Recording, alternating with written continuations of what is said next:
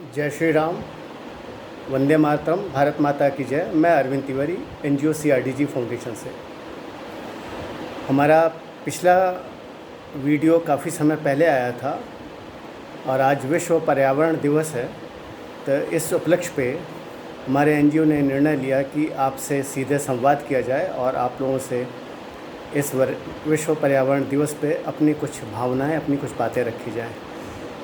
1972 में United Nations ने दिसंबर में यह निर्णय लिया कि प्रत्येक वर्ष 5 जून विश्व पर्यावरण दिवस के रूप में मनाया जाएगा। इसको मनाने के पीछे जो मुख्य कारण थे, ये था कि पूरे विश्व को उस चीज़ के लिए राजनीतिक दबाव कहिए या राजनीतिक आवश्यकता कहिए, उसको करके कि इस धरा को, पर्यावरण के क्षय को रोकना और इसके अनचाहे तरीके के दोहन को बचाना। जब हम इस पर्यावरण दिवस की बात करते हैं तो हम अपने वेदों और पुराणों को कैसे भूल सकते हैं। हमारे वेद पुराण हज़ारों वर्ष पुराने हैं और इसके लिए बहुत सारी बातें उसमें लिखी हैं।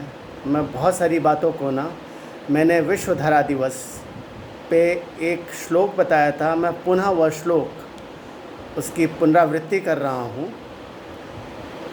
वह श्लोक है, अश्वत्थम एकम पिच्चुमंदम एकम न्यग्रोधम एकम दशम चिंचिणकान कपित बिल्वा आम्लकत्रयंज पंचा आम्र मुत्वा नरकन पश्येत। अर्थात अश्वत्थ पीपल, पिचुमंद नीम, न्यग्रोथ वटवृक्ष, चिचणी इमली, ये वटवृक्ष नीम पीपल के एक वृक्ष, चिचड़ी के 10 चिचणिकान मतलब इमली के 10 पौधे, कपित वुड एप्पल कैथा, बिल्व बेल, आमलक आंवला, इनके 3-3, कपित बिल्वा आम्लकत्र त्रयंज 3-3, पंचा आम्र में तो आम के 5, उपती मतलब पेड़ पौधे लगाना। जो भी इन सारे वृक्षों का वृक्षारोपण करता है उसे कभी भी नरक का दर्शन नहीं होता, अर्थात उसे स्वर्ग की प्राप्ति होती है। यह कितने वर्ष पहले लिखा और यूनाइटेड नेशन ने 1972 में इसको तब लोगों के ऊपर बाध्य करना शुरू किया जब पर्यावरण का क्षय एक सीमा से ऊपर हो गया था और उनकी नींद खुली। अभी भी हम लोग सचेत नहीं हुए हैं साथियों। जिस तरीके से वृक्षारोपण के कार्यक्रम होते हैं वह तरीका मेरे को कई बार पर्यावरण के संरक्षण के अनुरूप नहीं लगता है। जब मैं इस श्लोक को पढ़ता हूँ, यह श्लोक जिस समय लिखा गया और जिस देश काल में लिखा गया और आज भी इन वृक्षों को देखा जाए तो इनकी सबकी महत्व है। इसीलिए हमारा एनजीओ इन वृक्षों के साथ साथ कुछ ऐसे वृक्षों का चयन करता है जो पर्यावरण पे ध्यान देते हैं। अगर इन सब वृक्षों पे ध्यान दिया जाए, ये सारे वृक्ष अलग अलग समय में पुष्पित होते हैं, पल्वित होते हैं, फल देते हैं। अर्थात ये न कि मात्र मानव समाज को बल्कि प्रकृति से जुड़े हर जीव जंतु को कुछ न कुछ भोजन की व्यवस्था की करते हैं, अलग अलग ऋतुओं में, अलग अलग समय में पुष्पित, पल्वित और फलित होकर के। आप अगर ध्यान दें, पर्यावरण का जो बहुत मुख्य हिस्सा है, छोटे छोटे कीट पतंगे, छोटे जानवर और चिड़िया, यह सब जैसे छोटी चिड़ियाएँ, गिलहरियाँ, मधुमक्खियाँ, इनका एक दायरा है, एक दायरे से बाहर नहीं जा सकते हैं। अगर हमें अपने पर्यावरण को वाकई में वास्तविक रूप से संरक्षित करना है, उसको बचाना है, तो हमें ऐसे ही वृक्षों को लगाना पड़ेगा जो वर्ष भर पुष्पित, पल्वित और फलित हों।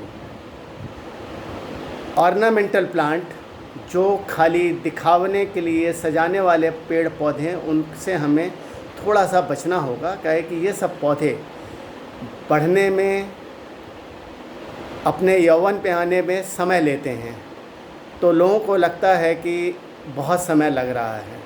और कुछ वृक्ष ऐसे हैं जो बहुत तेज़ी से बढ़ते हैं। मैं उन वृक्षों के विरोध में नहीं हूँ, लेकिन उनके पक्ष में भी नहीं हूँ। उसकी अपनी जगह उपयोगिता है, लेकिन इसकी उपयोगिता को हमें समझना होगा। हमारा एनजीओ इन सब चीज़ों पे विशेष ध्यान इसलिए देता है कि हमारी मूल भावना, हमारे एनजीओ का मूल विचार बहुजन हिताय बहुजन सुखाय, सर्वजन हिताय सर्वजन सुखाय, वसुधैव कुटुंबकम की भावना से पूर्णतः ओतप्रोत है। हम जब कोई काम करते हैं तो हमारा ये विशेष ध्यान होता है कि हम उसको किस तरह से एक अलग तरीके से करें, और इस कारण से हमें इस काम को करने में बहुत सी चुनौतियों का सामना करना पड़ता है। लेकिन हम अपना काम अलग तरीके से ही करना चाहते हैं, क्योंकि हम एक परिवर्तन लाना चाहते हैं। परिवर्तन हो सकता है प्रारंभ में बहुत कम दिखाई दे और लोगों को पता न चले, लेकिन हम एक कहावत को यहाँ भूल जाते हैं जो हमारे पुरखों ने और बहुत पहले लिखा था, बूंद बूंद से घड़ा भरता है, नदियों के पानी से सागर बनता है, ईंटों के जुड़ने से पर्वत बनता है, इसी तरीके से प्रत्येक प्रयास से एक महाप्रयास बनता है। साथियों, मैं इससे ज़्यादा कुछ नहीं कहना चाहूँगा। अब जैसा कि